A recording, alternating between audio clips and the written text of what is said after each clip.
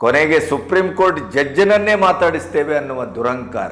ಕೊನೆಗೂ ಇವೆಲ್ಲವೂ ಆದ ಮೇಲೆ ಒಂದು ಮಧ್ಯರಾತ್ರಿ ಪ್ರಧಾನಿ ಮೋದಿಯವರು ಈ ಎಲ್ಲ ವಿದ್ಯಾರ್ಥಿಗಳ ಹೆಸರಿನ ಗೂಂಡಾಗಳನ್ನ, ದೇಶದ್ರೋಹಿಗಳನ್ನ, ದಂಗೆಕೋರರನ್ನ, ಅವರ ಆಡಬಾರದ ಮಾತು, ಒಂದು ಹೆಣ್ಣುಮಗಳಾಗಿ ಏನನ್ನ ಮಾತಾಡಬಹುದು ಅನ್ನುವ ಕಿಂಚಿತ್ತು ಪ್ರಜ್ಞೆ ಇಲ್ಲದೆ, ಏನು ಸಂಸತ್ತಿನ ಒಳಗಡೆಗೆ ಏನು ದಂಗೆಕೋರತನ, ಎಂತೆಂಥ ಶಬ್ದ ಬಳಕೆ, ಪಪ್ಪು ಯಾದವ್ನಿಂದ ಹಿಡಿದು ಪ್ರತಿಯೊಬ್ಬರು ಕೂಡ ದೇಶದ್ರೋಹಿಗಳು, ಧರ್ಮದ್ರೋಹಿಗಳು, ದೇಶದ ಆಚೆಯ ಸೋರಸ್ ಪಡೆಯ ಚೇಲಗಳು, ಎಂಜಲುಗು ನೆಕ್ಕುವವರು, ಇವರೆಲ್ಲರೂ ಸೇರು ಹಾಗಾದ್ರೆ ಮೋದಿಯವರನ್ನ, ಮೋದಿಯ ಸರ್ಕಾರವನ್ನ, ಅಮಿತ್ ಶಾನಂಥವರನ್ನ ಮಣಿಸಿದರೆ, ಎಲ್ಲವನ್ನ ಬಿತ್ತರಿಸಿದಾಗ ಇಡೀ ದೇಶ ಮತ್ತೊಮ್ಮೆ ತಲ್ಲಣಿಸಿತು.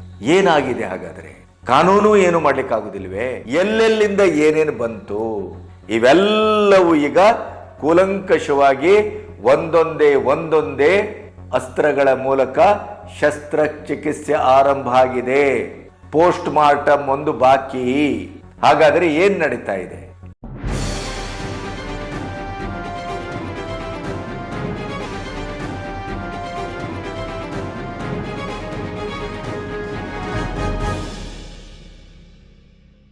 ನಮಸ್ತೆ, ಬಿ ಗಣಪತಿ ನ್ಯೂಸ್ ಚಾನಲ್ಗೆ ಸ್ವಾಗತ. ಕೊನೆಗೂ ಜಿರ್ಲೆಗಳಿಗೆ ಸಾಮೂಹಿಕವಾಗಿ ಹಿಟ್ ಹೊಡೆಯುವ ಕೆಲಸ ಈ ದೇಶದಲ್ಲಿ ನಡೀತಾ ಇದೆ ಅನ್ನೋದು ನಮಗೆಲ್ಲರಿಗೂ ಬಹಳ ಸಂತೋಷದ ಸಂಗತಿ. ಒಂದು ಕಡೆ ವಿದ್ಯಾರ್ಥಿಗಳನ್ನ ಆ ಮುಖವಾಡವನ್ನ ಇಟ್ಕೊಂಡು ಜಂತರ್ ಮಂತರ್ನಲ್ಲಿ ವಿದೇಶಗಳಿಂದ ಏನೇನೆಲ್ಲ ಸೌಲಭ್ಯಗಳನ್ನ ತರಿಸ್ಕೊಳ್ಬಹುದು, ಆಹಾರದಿಂದ ವಿಹಾರದವರೆಗೆ, ಬೆಡ್ಶೀಟ್ನಿಂದ ಏನು ಬ್ರೆಡ್ಡಿನವರೆಗೆ ಏನು ಬೇಕಾದರೂ ತರಿಸ್ಕೊಳ್ಬಹುದು, ನಾವು ಏನು ಬೇಕಾದರೂ ಮಾಡ್ತೇವೆ, ಈ ಸರ್ಕಾರ ನಮ್ಮನ್ನ ತಡೆಯಲಾರದು, ಈ ಸರ್ಕಾರ ನಮ್ಮನ್ನ ಮುಟ್ಟಲಾರದು, ಪೊಲೀಸರನ್ನ ವ್ಯಂಗ್ಯ ಮಾಡ್ತೇವೆ, ಪೊಲೀಸರನ್ನ ಅಮಾನುಷವಾಗಿ ಹಿಂಸೆ ಮಾಡ್ತೇವೆ, ಪೊಲೀಸರನ್ನ ಅವಮಾನಿಸ್ತೇವೆ, ಪೊಲೀಸರಿಗೆ ಮಂಡೆ ಹೊಡಿತೇವೆ, ತಲೆ ಹೊಡಿತೇವೆ, ಏನ್ ಬೇಕಾದ್ರೂ ಮಾಡ್ತೇವೆ. ಕೇವಲ ಇದೊಂದು ಸ್ಯಾಂಪಲ್ಲು, ಕೇವಲ ಇದು ಆರಂಭ.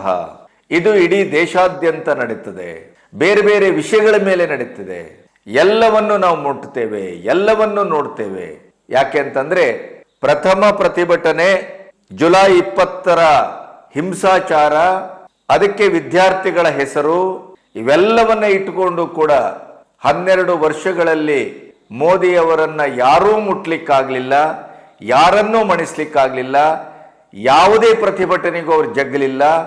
ಆದರೆ ನಾವು ಜಿರ್ಲೆಗಳು ಮೊದಲ ಬಾರಿಗೆ ಕೇಂದ್ರ ಸರ್ಕಾರದ ಸುಭದ್ರ ಸಂಪುಟದಿಂದ ತಲೆದಂಡವನ್ನ ಮಾಡಿದ್ದೇವೆ, ಪ್ರಧಾನವರ ರಾಜೀನಾಮೆಯನ್ನ ಪಡೆದಿದ್ದೇವೆ, ಇಡೀ ದೇಶದಲ್ಲಿ ಒಂದು ದಂಗೆಕೋರತನವನ್ನು ಹುಟ್ಟು ಹಾಕಿದ್ದೇವೆ.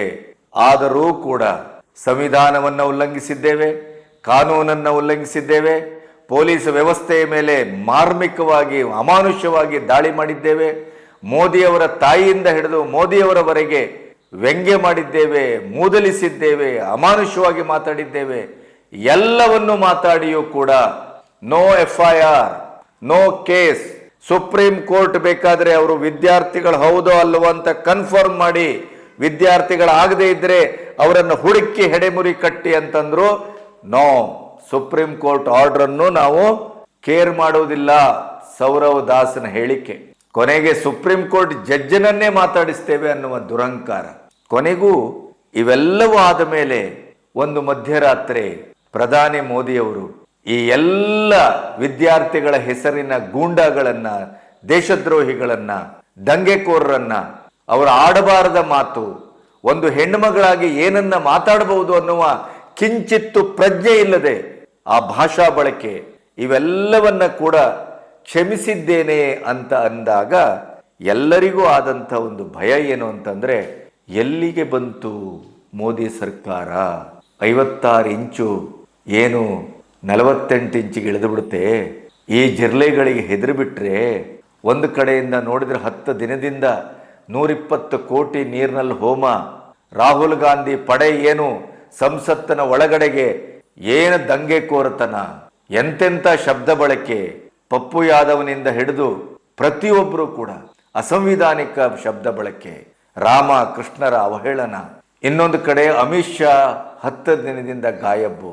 ಇವೆಲ್ಲವನ್ನ ನೋಡಿದಾಗ ಇಡೀ ದೇಶ ಹತಾಶವಾಗಿತ್ತು. ಅಭಿಜಿತ್ ದೀಪ್ಕೆ, ಸೌರವ್ ದಾಸ್ ರಾಂಕಾ, ಈ ಬಾಲಿವುಡ್ಡಿನ ದರಿದ್ರ ದೇಶದ್ರೋಹಿಗಳು, ಇವರೆಲ್ಲರ ಈ ಒಂದು ಎಡ ಜೆಎನ್ಯು ಸಂತತಿ ದೇಶದ್ರೋಹಿಗಳು, ಧರ್ಮದ್ರೋಹಿಗಳು, ದೇಶದ ಆಚೆಯ ಸೋರಸ್ ಪಡೆಯ ಚೇಲಗಳು, ಎಂಜಲುಗು ನೆಕ್ಕುವವರು, ಇವರೆಲ್ಲರೂ ಸೇರು ಹಾಗಾದರೆ ಮೋದಿಯವರನ್ನ, ಮೋದಿಯ ಸರ್ಕಾರವನ್ನ, ಅಮಿತ್ ಶಾನಂಥವರನ್ನ ಮಣಿಸಿದರೆ ಕಾನೂನು ಕೂಡ ಇವರ ಎದುರು ತಲೆಬಾಗಿತೆ, ಏನಿದ್ರ ಕತೆ ಅನ್ನುವಂಥ ಒಂದು ದೊಡ್ಡ ಪ್ರಶ್ನೆ ಬಹಳ ಮೂಲಭೂತವಾಗಿ ಹುಟ್ಟುಕೊಳ್ಳುತ್ತೆ. ಇದು ನಡೀತಾ ಇರುವಾಗಲೇ ಕಾನ್ಸ್ಟಿಟ್ಯೂಷನ್ ಸಭಾಭವನದಲ್ಲಿ ಪೊಲೀಸರ ನೊಂದ ಕುಟುಂಬಗಳು ಪ್ರೆಸ್ ಮೀಟ್ ಮಾಡಿದ್ವು. ಅದರ ಬಗ್ಗೆ ನಾವು ಮಾತಾಡಿದ್ದೇವೆ. ನೊಂದು ಬೆಂದು ತಮ್ಮ ಅಸಹಾಯಕತೆಯನ್ನ ಕಾನೂನು ಪರಿಪಾಲನೆ ಮಾಡುವಾಗ, ಈ ದೇಶದ ಸಾಂವಿಧಾನಿಕವಾದ ಕೆಲಸವನ್ನ ಮಾಡುವಾಗ ತಲೆ ಒಡೆದು ಆಸ್ಪತ್ರೆ ಸೇರಿದವರು, ಮಾರಣಾಂತಿಕವಾಗಿ ಆಸ್ಪತ್ರೆಯಲ್ಲಿ ಜೀವ ಹಿಡಿದವರು, ಇದರ ಮಧ್ಯೆ ಹೆಣ್ಣುಮಗಳು ಜೀವ ತೆತ್ತದ್ದು, ಇವೆಲ್ಲವನ್ನ ಬಿತ್ತರಿಸಿದಾಗ ಇಡೀ ದೇಶ ಮತ್ತೊಮ್ಮೆ ತಲ್ಲಣಿಸಿತು. ಏನಾಗಿದೆ ಹಾಗಾದ್ರೆ? ಕಾನೂನು ಏನು ಮಾಡ್ಲಿಕ್ಕಾಗುದಿಲ್ವೇ? ಅಭಿಜಿತ್ ದೀಪ್ಗೆ ಹಾಗಾದ್ರೆ ಏನ್ ಬೇಕಾದ್ರೂ ಮಾಡಬಹುದೇ? ಸೌರವ್ ದಾಸ್ ಏನ್ ಬೇಕಾದ್ರೂ ಮಾಡಬಹುದೇ? ಅದರ ಹಿಂದಿರುವಂತ ರಾಹುಲ್ ಗಾಂಧಿ, ಆಮ್ ಆದ್ಮಿ ಕೇಜ್ರಿವಾಲ್, ಸಮಾಜವಾದಿ ಪಕ್ಷದ ಅಖಿಲೇಶ್ ಯಾದವ್, ಇಂಥವರೆಲ್ಲರೂ ವಿಜೃಂಭಿಸ್ತಾ ಇದ್ದಾಗ ಸರ್ಕಾರ ಯಾಕೆ ಕೈ ಕಟ್ಕೊಳ್ತಿದೆ? ವೆಸ್ಟ್ ಬೆಂಗಾಲ್ದಲ್ಲಿ FIR ವಾಪಸ್, ಅಸ್ಸಾಂನಲ್ಲಿ ವಾಪಸ್, ಬಿಹಾರ್ನಲ್ಲಿ ವಾಪಸ್, ದೆಹಲಿಯಲ್ಲಿ ವಾಪಸ್. ಅದರ ಮಧ್ಯೆ ಮೋದಿಯವರ ಕ್ಷಮೆ. ಜಂಗಾಬಲ ಉಡುಗಿ ಹೋಗಿತ್ತು. ಆದರೆ ಈಗ ನಿಜವಾದ ಕಥೆ ಈಗ ಆರಂಭ. ನಿಜವಾದ ಕಾನೂನು ಮತ್ತು ಸಂವಿಧಾನದ ಪಾಠ ಈಗ ಆರಂಭ ಆಗ್ತಾ ಇದೆ. ಅಭಿಜಿತ್ ದೀಪ್ಗೆ ಶಾಶ್ವತವಾಗಿ ಜೈಲು ಕಂಬಿ ಎಣಿಸುವ ದಿನಗಳು ಹೆಚ್ಚು ದೂರದಲ್ಲಿಲ್ಲ. ನೆನಪಿಡಿ, ಅಂಥ ಒಂದು ಪ್ರಸಂಗ, ಅಂಥ ಒಂದು ಪರಿಸ್ಥಿತಿ ಇವತ್ತು ನಮ್ಮ ಕಣ್ಣೆದುರಿದೆ. ಸಂವಿಧಾನಕ್ಕೆ ಯಾವತ್ತೂ ಸಾವಿಲ್ಲ, ಕಾನೂನಿಗೆ ಯಾವತ್ತೂ ಸಾವಿಲ್ಲ. ರಾಜ್ಯ ಸರ್ಕಾರ ಇರ್ಬೋದು, ಕೇಂದ್ರ ಸರ್ಕಾರ ಇರ್ಬೋದು, ಮುಖ್ಯಮಂತ್ರಿ ಇರ್ಬೋದು, ಪ್ರಧಾನಿ ಇರ್ಬೋದು, ಈ ದೇಶದಲ್ಲಿ ಪ್ರತಿಭಟಿಸುವ ಹಕ್ಕು ಸಾಂವಿಧಾನಿಕವಾಗಿ ಎಷ್ಟಿದೆಯೋ, ಪ್ರತಿಭಟನೆಗೆ ಸಂವಿಧಾನದ ಒಂದು ಚೌಕಟ್ಟು ಇದೆ, ಕಾನೂನಿನ ಒಂದು ಚೌಕಟ್ಟು ಇದೆ. ಅದನ್ನ ಪ್ರಶ್ನಿಸುವುದಕ್ಕೆ ಕಾನೂನಿನಲ್ಲೇ 100 ದಾರಿಗಳಿದೆ. ಆ ಎಲ್ಲ ದಾರಿಗಳು ಈಗ ಒಂದೊಂದಾಗಿ ತೆರೆಕೊಳ್ತಾ ಇದೆ. ಜಂತರ್ ಮಂತರ್ನಲ್ಲಿ ನಡೆದದ್ದೇನು? ಜಂತರ್ ಮಂತರಲ್ಲಿ ಇದ್ದವರು ಯಾರು? ವಿದ್ಯಾರ್ಥಿಗಳು, ದೇಶದ್ರೋಹಿಗಳು, ಪಟಿಂಗರೋ, ಭಯೋತ್ಪಾದಕರೋ? ಈ ಅಭಿಜಿತ್ ದೀಪ್ಗೆಗಿರುವ ಸಂಬಂಧಗಳು ಯಾವ್ಯಾವುದು? ಎಲ್ಲೆಲ್ಲಿಂದ ಏನೇನು ಬಂತು? ಇವೆಲ್ಲವೂ ಈಗ ಕೂಲಂಕಷವಾಗಿ ಒಂದೊಂದೇ ಅಸ್ತ್ರಗಳ ಮೂಲಕ ಶಸ್ತ್ರಚಿಕಿತ್ಸೆ ಆರಂಭ ಆಗಿದೆ. ಪೋಸ್ಟ್ ಮಾರ್ಟಮ್ ಒಂದು ಬಾಕಿ. ಹಾಗಾದರೆ ಏನ್ ನಡೀತಾ ಇದೆ? ಇವೆಲ್ಲವನ್ನ ನಿಮ್ಮೆದುರು ವಿವರವಾಗಿ ಹಂಚ್ಕೋಬೇಕು. ಇಲ್ಲಿಯವರೆಗೆ ನನ್ನ ಚಾನೆಲ್ ಅನ್ನು ಸಬ್ಸ್ಕ್ರೈಬ್ ಮಾಡದೇ ಇದ್ರೆ ಸಬ್ಸ್ಕ್ರೈಬ್ ಮಾಡಿ. ಅದರ ಜೊತೆಗೆ ಸ್ವತಂತ್ರ ಪತ್ರಿಕೋದ್ಯಮಕ್ಕೆ ಬೆಂಗಾವಲಾಗಿ, ಹಾಗೇನೆ ಈ ಎಲ್ಲ ಪ್ರಕರಣಗಳ ಬಗ್ಗೆ ಮತ್ತು ನನ್ನ ಮಾತಿನ ಒಟ್ಟು ನೆಲೆಗಟ್ಟಿನಲ್ಲಿ ನಿಮಗೇನು ಅನ್ನಿಸ್ತದೆ ಅನ್ನೋದನ್ನು ಕೂಡ ವಿವರವಾಗಿ, ಕ್ಲಪ್ತವಾಗಿ ಪ್ರತಿಕ್ರಿಯಿಸಿ. ನೋಡಿ, ಮೊದಲನೇದಾಗಿ ಒಂದು ಭಯಾನಕವಾದ ವಿಚಾರ ಏನು ಅಂತಂದ್ರೆ, ಇದೇ ಜಂತರ್ ಮಂತರಲ್ಲಿ ನಡೆದಂತ ಈ ವಿದ್ಯಾರ್ಥಿಗಳ ನೀಟ್ ಎಕ್ಸಾಮಿನ ಪೇಪರ್ ಲೀಕಿನ ನೆಪದಲ್ಲಿ ಏನು ಹಿಂಸಾಚಾರ ನಡೀತು, ಅಲ್ಲಿ ಜೈಷೆ ಮೊಹಮ್ಮದ್ ಭಯೋತ್ಪಾದಕ ಸಂಘಟನೆಯ ಕಿಂಗ್ ಪಿನ್ಗಳು ಎಂಟ್ರಿ ಆಗುವವರಿದ್ರು. ಪೊಲೀಸ್ ಸಮವಸ್ತ್ರದಲ್ಲಿ ಬಂದು ಮಾಡಬಾರದನ್ನ ಮಾಡಿ ಮೋದಿ ಸರ್ಕಾರಕ್ಕೆ, ಅಮಿತ್ ಶಾಗೆ, ಪೊಲೀಸ್ ಇಲಾಖೆಗೆ ಮರ್ಮಾಘಾತವನ್ನ ಕೊಡ್ಲಿಕ್ಕಿದ್ರು. ಅದರ ಜೊತೆಗೆ ಸುವೇಂದು ಅಧಿಕಾರಿಯನ್ನು ಕೂಡ ಹತ್ಯೆಯ ಸಂಚನ್ನು ರೂಪಿಸಲಾಗಿತ್ತು. ಇದನ್ನ ಈಗ ವೆಸ್ಟ್ ಬೆಂಗಾಲದ ಪೊಲೀಸರು, STF, ಅದರ ಮುಖ್ಯಸ್ಥ ಗೌರವ್ ಶರ್ಮಾ ತಂಡ ಬಯಲಿಗೆಳೆದಿದೆ. ಅಷ್ಟೇ ಅಲ್ಲ, ಈ ಮೊಹಮ್ಮದ್ ಹಮೀದ್ ಅವನನ್ನ ಬಂಧಿಸಲಾಗಿದೆ, ಅವನ ಪ್ರೇಯಸಿಯನ್ನು ಬಂಧಿಸಲಾಗಿದೆ. ಬ್ರಿಟನ್, ಮೆಕ್ಸಿಕೋ ಅಂತಾರಾಷ್ಟ್ರೀಯ ಮಟ್ಟದ ಸಿಮ್ ಕಾರ್ಡ್ ಅನ್ನು ವಶಪಡಿಸಿಕೊಳ್ಳಲಾಗಿದೆ ಮತ್ತು ಶೆಹಜಾದ್ ಭಟ್ಟಿ ಅನ್ನುವ ಪಾಕಿಸ್ತಾನ ಮೂಲದ ಗ್ಯಾಂಗ್ನೊಟ್ಟಿಗೆ ಅವರ ಗೈಡ್ಲೈನ್ಸ್ ಅಲ್ಲಿ, ಆ ಹ್ಯಾಂಡ್ಲರ್ಗಳ ಸೂಚನೆಯಲ್ಲಿ ಭಾರತದಲ್ಲಿ ನಡೆಯಬಾರದ ಒಂದು ಹತ್ಯಾಕಾಂಡವನ್ನ ನಡೆಸುವಂತ ಒಂದು ಎಲ್ಲ ಸಾಧ್ಯತೆಗಳು ಈ ನೀಟ್ ಎಕ್ಸಾಮಿನ ವಿದ್ಯಾರ್ಥಿಗಳ ಪ್ರತಿಭಟನೆಯ ಮಧ್ಯೆ ನಡೆಯಲಿಕ್ಕಿತ್ತು. ಅಲ್ಲಿಂದ ಆರಂಭ ಆಗುತ್ತೆ ಅಭಿಜಿತ್ ದೀಪ್ಕೆಯ ಭವಿಷ್ಯದ ಪೋಸ್ಟ್ ಮಾರ್ಟಮ್. ಅಲ್ಲಿಂದ ಆರಂಭ ಆಗತ್ತೆ. ಈ ದೇಶದ ಕಾನೂನು, ನಾನು ಮೊನ್ನೆನೂ ಹೇಳಿದ್ದೆ, ಮೋದಿಯವರು ಕ್ಷಮೆ ಕೇಳಿದ್ದು ಅವರ ಹೃದಯವಂತಿಕೆ, ಅವರ ದೊಡ್ಡತನ. ಒಬ್ಬ ಹಿರಿಯ ಅಜ್ಜನಾಗಿ ಮಕ್ಕಳಿಗೆ ಬುದ್ಧಿ ಹೇಳುವಂತ ಒಂದು ವಿಧಿವಿಧಾನ ಅದು. ಆದ್ರೆ ಅದು ಸಂವಿಧಾನಕ್ಕೋ ಕಾನೂನಿಗೋ ಕಾನೂನಿನ ಕ್ರಮಕ್ಕೋ ಅದು ಸಂಬಂಧಪಟ್ಟ ವಿಚಾರವೇ ಅಲ್ಲ. ಮೋದಿಯವರು ಕ್ಷಮಿಸಿದ್ದಾರೆ ಅಂತಂದ್ರೆ ಸಂವಿಧಾನವೋ ಕಾನೂನೋ ತನ್ನ ಕ್ರಮದಿಂದ ಈ ದರಿದ್ರರನ್ನ ಹೊರಗಡೆ ಇಟ್ಟಿದ್ದಾರೆ ಅಂತ ಅರ್ಥ ಅಲ್ಲ ಅಂತ ಹೇಳಿದ್ದೆ. ಅದಕ್ಕೆ ಈಗ ಉತ್ತರ ಸಿಗ್ತಾ ಇದೆ. ಒಂದು ಕಡೆ ಅಭಿಜಿತ್ ದೀಪ್ಕೆ ಗ್ಯಾಂಗಿನಿಗೂ ಒಟ್ಟಿಗೆ ಎಂತೆಂಥ ಭಯೋತ್ಪಾದಕರು, ಎಂತೆಂಥ ದೇಶದ್ರೋಹಿಗಳು ಸಂಪರ್ಕದಲ್ಲಿ ಇದ್ರು ಅನ್ನೋದಕ್ಕೆ ಇದೇ ಮೊಹಮ್ಮದ್ ಹಮೀಬ್ ಮಂಡಲ್ ಅನ್ನ, ಅವರ ತಂಡವನ್ನ ಇವತ್ತು ಬಂಧಿಸಿ ವಿಚಾರಣೆ ಮಾಡ್ತಾ ಇರುವಾಗ ಒಂದೊಂದೇ ಭಯಾನಕವಾದ ವಿಚಾರ ಹೊರಗೆ ಬರ್ತಾ ಇದೆ. ಅದು ಪರಮ ಸಾಕ್ಷಿ. ಅದರ ಜೊತೆಗೆ ಏನು ಕಾನ್ಸ್ಟಿಟ್ಯೂಷನ್ ಭವನದಲ್ಲಿ ಪೊಲೀಸರ ಕುಟುಂಬ ಪ್ರೆಸ್ ಕಾನ್ಫರೆನ್ಸ್ ಮಾಡಿತ್ತಲ್ಲ, ಅಲ್ಲಿಂದ ಈಗ ನಿಜವಾದ ಕತೆ ಆರಂಭ ಆಗಿದೆ. ಪೊಲೀಸರ ಸಂಬಂಧಿಗಳು, ಹಿತೈಷಿಗಳು, ರಿಲೇಷನ್ಸ್ಗಳು, ಸಾರ್ವಜನಿಕರು ಇವರೆಲ್ಲರೂ ಈಗ ಒಬ್ಬೊಬ್ಬರಾಗಿ 200ಕ್ಕೂ ಹೆಚ್ಚು ಕೇಸ್ಗಳನ್ನ ಅಭಿಜಿತ್ ದೀಪ್ಕೆ ಮತ್ತು ತಂಡದ ಮೇಲೆ ಮಾಡಿದ್ದಾರೆ. ಹೇಗೆ ಮಾಡಿದ್ರು ನೋಡಿ. ಯಾವುದೇ ಒಂದು ಪ್ರೊಟೆಸ್ಟ್ ನಡೀತದೆ ಅಂತ ಆದಾಗ ಆ ಪ್ರೊಟೆಸ್ಟ್ ನಡೆಯುವ ವ್ಯಾಪ್ತಿ ಪ್ರದೇಶ ಅಂತ ಬರುತ್ತಲ್ಲ, ಅದರ ಜುರಿಸ್ಟಿಕ್ಷನ್ ಅಂತ ಬರುತ್ತಲ್ಲ, ಆ ಪೊಲೀಸ್ ಸ್ಟೇಷನ್ಗೆ ನೀವೊಂದು ಅಂಡರ್ಟೇಕಿಂಗು ಮಾಹಿತಿ ಕೊಡಬೇಕಾಗತ್ತೆ. ನಾವು ಈ ಕಾರಣಕ್ಕಾಗಿ ಪ್ರತಿಭಟನೆ ಮಾಡ್ತೇವೆ, ಈ ರೀತಿಯ ಜನ ಸೇರ್ತೇವೆ, ಇಂಥ ಕಾರಣಕ್ಕಾಗಿ ಮಾಡ್ತೇವೆ, ನಮಗೆ ನಿಮ್ಮ ಪೊಲೀಸ್ ಪ್ರೊಟೆಕ್ಷನ್ ಬೇಕು, ಇವೆಲ್ಲವನ್ನ ಹೇಳಿ ಅವರು ಅಲ್ಲಿ ಒಂದು ಮನವಿಯನ್ನ ಸಲ್ಲಿಸಬೇಕಾಗತ್ತೆ. ಆ ಮನವಿಯ ಸಲ್ಲಿಸಿದ ನಂತರ ಈ ಅಂಡರ್ಟೇಕಿಂಗ್ ಅಲ್ಲಿ ಈ ಪ್ರತಿಭಟನೆಯನ್ನ ಯಾರು ಮಾಡ್ತಾರೋ ಅದರ ನೇತೃತ್ವ ವಹಿಸಿದಂತ ವ್ಯಕ್ತಿ ಒಂದು ಮುಚ್ಚಳಿಕೆಯನ್ನ ಬರ್ಕೊಡ್ಬೇಕಾಗತ್ತೆ.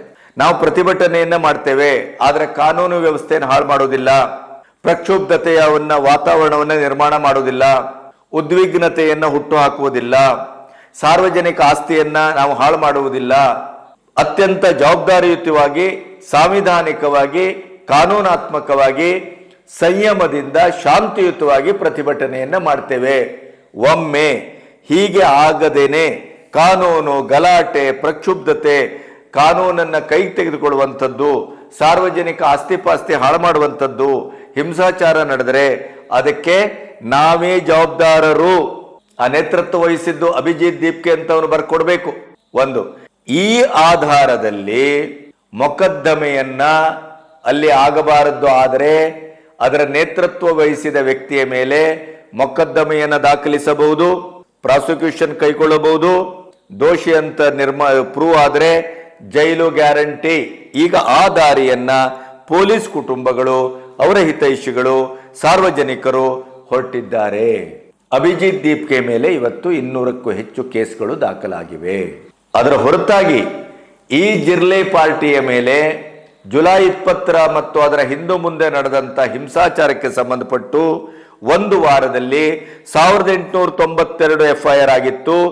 ಈ ಹೊತ್ತಿಗೆ ನಾನು ಮಾತಾಡುವ ಹೊತ್ತಿಗೆ 2900 FIR ಆಗಿದೆ. ಕಾನೂನು ತನ್ನ ಕ್ರಮವನ್ನ ತೆಗೆದುಕೊಳ್ತಾ ಇದೆ. ಅಮಿತ್ ಶಾ ಸುಮ್ಮನೆ ಸಂಸತ್ತಿಗೆ ಬರದೇ ಇದ್ದದ್ದಲ್ಲ. ಯಾಕೆ ಅಮಿತ್ ಶಾ ಸಂಸತ್ತಿಗೆ ಬರಲಿಲ್ಲ ಅನ್ನೋದು ನಿನ್ನೆ ಅಧಿವೇಶನದಲ್ಲಿ ಪ್ರೂವ್ ಆಗಿದೆ. ಆಮೇಲೆ ಕೇಂದ್ರ ಸರ್ಕಾರ ವಿದ್ಯಾರ್ಥಿಗಳ ಪ್ರತಿಭಟನೆ ಅನ್ನುವಂತ ಒಂದು ಮುಖ ಇರುವುದರಿಂದ ಈ ವಿಚಾರದಲ್ಲಿ ಯಾವುದೇ ರೀತಿಯ ಅರ್ಜೆಂಟಿನ ಕೆಲಸವನ್ನ ಮಾಡ್ತಾ ಇಲ್ಲ. ಅದು ತಾಳ್ಮೆಯಿಂದ ವರ್ತಿಸ್ತಾ ಇದೆ. ಹಾಗಾಗಿ ಈ ಕೇಸು ನಿಧಾನವಾಗಿ ತೆರೆಕೊಳ್ತಾ ಇದೆ.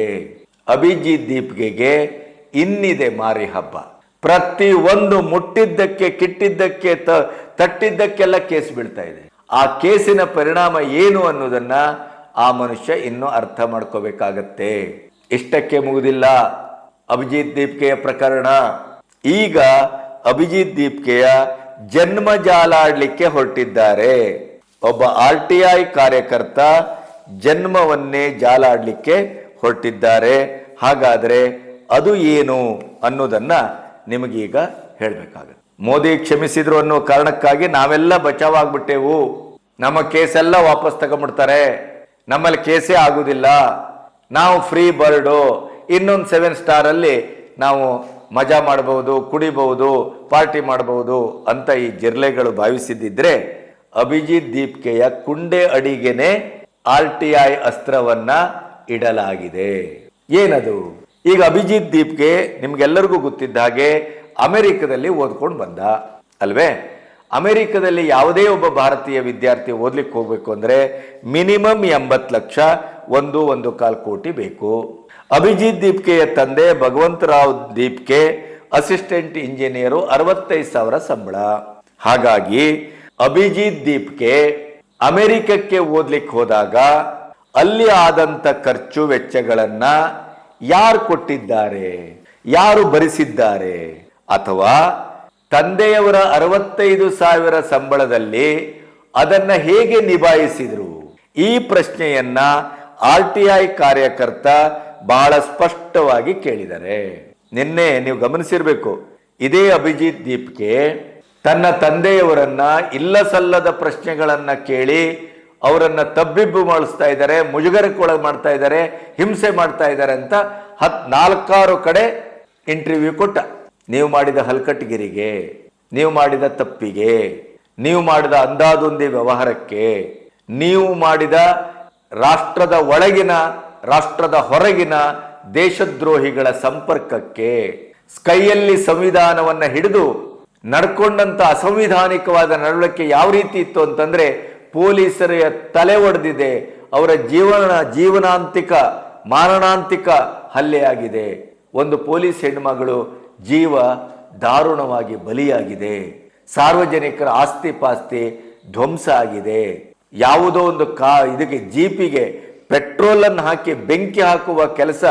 ಆ ವಿಡಿಯೋವನ್ನು ನೋಡಿದ್ರೆ ನೀವು ನಡುಗೋಗ್ತೀರಿ. ಎಂತೆಂಥ ಹಿಂಸೆಗಳು, ಎಂತೆಂಥ ಮಾತುಗಳು.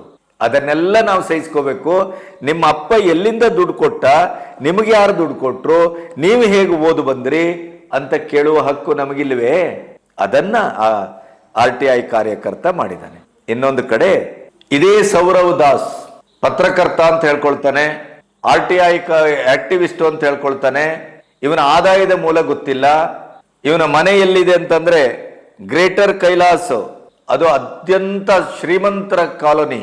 ಅಲ್ಲಿ 9,000 ಸ್ಕ್ವೇರ್ ಫೀಟಿನ ಮನೆಯಲ್ಲಿದ್ದಾನೆ. ತಿಂಗಳಿಗೆ ಬಾಡಿಗೆ 9 ಲಕ್ಷ. ದೀಪಾವಳಿ ಆಚರಿಸ್ತಾನೆ. ಅಲ್ಲಿ ಯಾರ್ಯಾರೆಲ್ಲ ಹೋಗ್ತಾರೆ ಅಂತಂದ್ರೆ ಕೇಜ್ರಿವಾಲ್ನಿಂದ ರಾಹುಲ್ ಗಾಂಧಿಯವರೆಗೆ ಎಲ್ಲರೂ ಹೋಗ್ತಾರೆ. ಅದ್ಭುತ ಪಾರ್ಟಿ ಕೊಡ್ತಾನೆ, ಖರ್ಚು ಮಾಡ್ತಾನೆ. ಆದರೆ ಇವನಿಗೆ ಎಲ್ಲಿಂದ ದುಡ್ಡು? ಆ ದುಡ್ಡಿನ ಮೂಲ ಏನು? ಇವನಿಗೆ ಯಾರು ದುಡ್ಡು ಕೊಡ್ತಾರೆ? ಇವೆಲ್ಲವೂ ಈಗ NIA, CBI, ಪೊಲೀಸು ಎಲ್ಲವೂ ಸೇರಿ ಅಜಿತ್ ದೋವಲ್ ಅದರ ಹಿಂದೆ ನಿಂತಿದ್ದಾರೆ.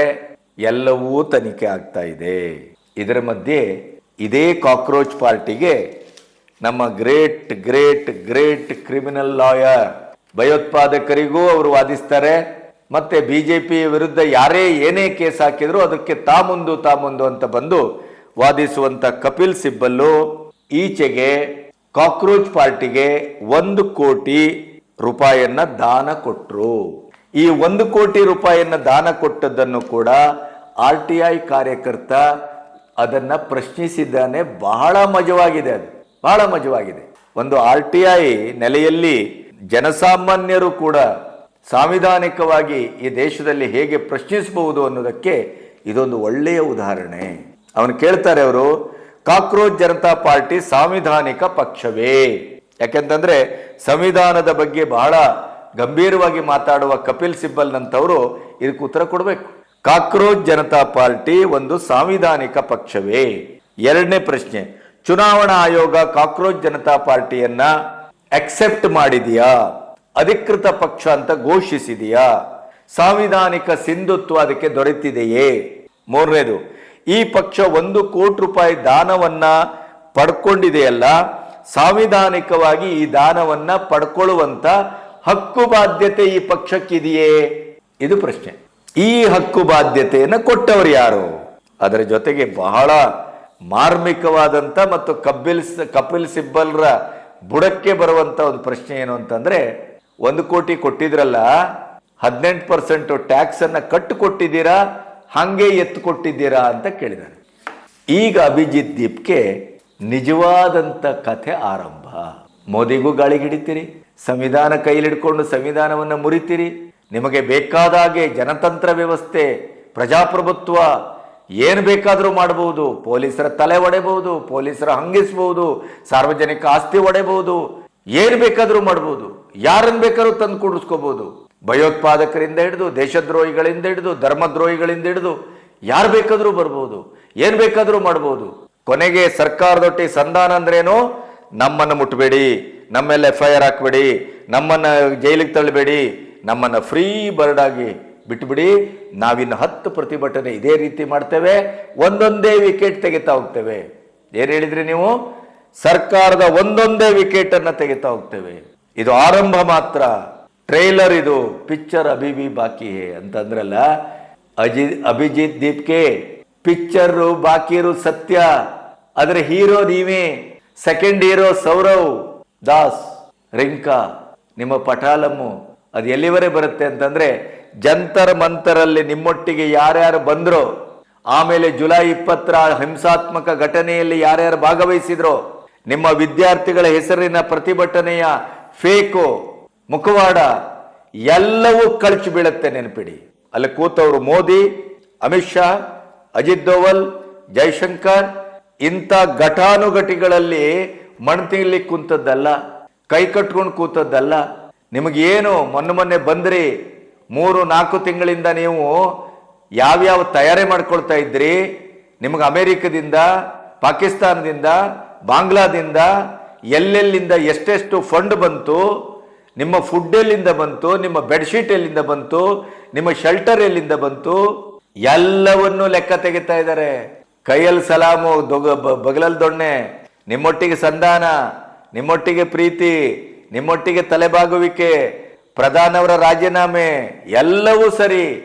ಆದರೆ ಆಕ್ಟೋಪಸ್ನ ಹಾಗೆ ನಿಮ್ಮನ್ನು ಹಿಡಿದು, ಹಿಂದೆ ದಿಲ್ಲಿ ಸೌತು, ಶಾಹೀನ್ ಬಾಗ್, ಅದರಲ್ಲಿ ಖಾಲಿದ್ ಮೆಹಮೂದನನ್ನ ಭಾಗವಹಿಸಿದ್ನಲ್ಲ, ಅವನ ಗತಿ ಏನಾಗಿದೆ? ಈಗ ಕಳೆದ 7 ತಿಂಗಳಿಂದ ಜೈಲಲ್ಲಿದ್ದಾನೆ.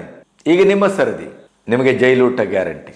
ಈಗ ದೇಶಕ್ಕೆ ಸಮಾಧಾನ ಸಿಕ್ಕಿದೆ, ಈಗ ದೇಶವಾಸಿಗಳಿಗೆ ಧೈರ್ಯ ಬಂದಿದೆ. ಈಗ ಓಹೋ, ನಮ್ಮ ದೇಶದ ಸರ್ಕಾರ ಕೈಕಟ್ಟು ಕೂತಿಲ್ಲ, ತಲೆಬಾಗಿಲ್ಲ, ನಡುಬಾಗಿಲ್ಲ, ನಡು ಮುರಿಯುವ, ಸೊಂಟ ಮುರಿಯುವ, ನಿಮ್ಮ ಹಣೆ ಬರವನ್ನ ಬಿಚ್ಚಿ ಬಿಚ್ಚಿ ದೇಶದ ಜನತೆಯ ಎದುರು ನಿಲ್ಲಿಸುವ, ಇಡುವ ಕೆಲಸವನ್ನ ಈಗ ಆರಂಭ ಆಗಿದೆ. ಹಾಗಾಗಿ ಕೊನೆಗೂ ಒಂದನ್ನ ನೆನಪಿಡಬೇಕು, ಈ ದೇಶದಲ್ಲಿ ಪ್ರತಿಭಟಿಸುವ ಹಕ್ಕು ಎಷ್ಟು ಇದೆಯೋ ಅಷ್ಟೇ ಸಾಂವಿಧಾನಿಕವಾಗಿ, ಕಾನೂನಾತ್ಮಕವಾಗಿ ನೀವು ತಪ್ಪು ಮಾಡಿದರೆ, ಹಿಂಸಾಚಾರ ಮಾಡಿದರೆ, ಸರ್ಕಾರವನ್ನೇ ನೀವು ಹಿಗ್ಗ ಮುಗ್ಗ ಬಾಯಿಗೆ ಬಂದ ಹಾಗೆ ದೂಷಿಸಿದರೆ, ಅಥವಾ ಸಂಸತ್ ಭವನಕ್ಕೆ ಮುತ್ತಿಗೆ ಹಾಕ್ತೇವೆ ಅಂತ ಹೊರಟ್ರೆ, ಪ್ರಧಾನಿಯ ಮನೆಗೆ ಹೋಗಿ ನಾವು ಮುತ್ತಿಗೆ ಹಾಕ್ತೇವೆ ಅಂತ ಹೊರಟ್ರೆ, ಕೈಕಟ್ಟಿ ಕೂತ್ಕೊಳ್ಳುವಂಥ ಯಾವ ಸಾಧ್ಯತೆಯೂ ಇಲ್ಲ. ಅದಕ್ಕೆ ತಕ್ಕಾದಂಥ ಕಾನೂನು, ಅದಕ್ಕೆ ತಕ್ಕಾದಂಥ ಸಂವಿಧಾನ ತನ್ನ ಕೆಲಸವನ್ನ ಮಾಡುತ್ತೆ. ಅಭಿಜಿತ್ ದೀಪ್ಕೆಯ ಗ್ರಹಚಾರ, ನೆತ್ತಿ ಮೇಲೆ ಕೂತ ಶನಿಯ ಪ್ರಭಾವ ಈಗ ಆರಂಭ ಆಗಿದೆ. ಇನ್ನಿದೆ ಮಾರಿ ಹಬ್ಬ. ಈಗ ಅವನು ಎಲ್ಲೋ ಬಚ್ಚಿಟ್ಕೊಳ್ತಾನೆ. ಯಾವ ನಿಮ್ಮ ಸೀಮೆಯ ಎಡಪಂಥೀಯರು, JNU ಸಂತತಿ, ಪ್ರಕಾಶ್ ರಾಜು, ಶಬನಾಜ್ಮಿ ಯಾರ್ಯಾರು ಬಂದು ಈಗ ರಕ್ಷಿಸ್ತಾರೆ ಅನ್ನೋದನ್ನ ನಾವು ನೋಡ್ತೇವೆ. ವೀಕ್ಷಕರೇ, ಇಲ್ಲಿಯವರೆಗೆ ನನ್ನ ಮಾತನ್ನ ಕೇಳಿದ್ರಿ, ನಿಮಗೇನು ಅನ್ನಿಸ್ತು? ದಯವಿಟ್ಟು ಪ್ರತಿಕ್ರಿಯಿಸಿ. ಈ ವಿಡಿಯೋವನ್ನು ಹೆಚ್ಚೆಚ್ಚು ಶೇರ್ ಮಾಡಿ. ಯಾಕೆಂತಂದ್ರೆ ದೇಶದ್ರೋಹಿಗಳ ಮತ್ತು ದೇಶ ಸೇವಕರ ಮಧ್ಯೆಯ ನಿರ್ಣಾಯಕ ಯುದ್ಧ ಇದು. ಯಾವುದೋ ಅಡ್ನಾಡಿಗಳು ಜಿರ್ಲೆ ಹೆಸರಿನಲ್ಲಿ ಬಂದು ಇಡೀ ಒಂದು ಸಾಂಸ್ಥಿಕ ಸ್ವರೂಪವನ್ನೇ ಅಲ್ಲಾಡಿಸೋದು ಅಂದ್ರೆ ಏನು? ಸಂವಿಧಾನವನ್ನೇ ತನ್ನ ಮುಷ್ಟಿಯಲ್ಲಿ ಇಟ್ಕೊಳ್ಳೋದು ಅಂದ್ರೆ ಏನು? ಸುಪ್ರೀಂ ಕೋರ್ಟ್ನಂತ ಸುಪ್ರೀಂ ಕೋರ್ಟಿನ ಆಜ್ಞೆಯನ್ನೇ ಕಾಲಡಿಗಾಕಿ ತುಳಿತೇವೆ ಅನ್ನುವ ದುರಂಕಾರ ಪಡೋದು ಅಂದರೆ ಏನು ಬೇಕಾದರೂ ಮಾಡ್ತೇವೆ, ನಾವು ಕಾನೂನಿನ ಮೀರಿದವರು, ಕಾನೂನಿನ ಅತೀತರು ಅಂತ ಭಾವಿಸಿದ ಈ ಪಟ್ಟಿಂಗರಿಗೆ ಇವತ್ತು ಈಗ ಬುದ್ಧಿ ಕಲಿಸಲಿಕ್ಕೆ ಕೇಂದ್ರ ಸರ್ಕಾರ ತನ್ನ ಪರಮಾಸ್ತ್ರವನ್ನು ಒಂದೊಂದೇ ಬಳಸ್ತಾ ಇದೆ. ಖುಷಿ ಪಡಬೇಕು, ನಾವು ಸಂತೋಷ ಪಡಬೇಕು, ಸಂಭ್ರಮಿಸಬೇಕು. ನಮಸ್ತೆ.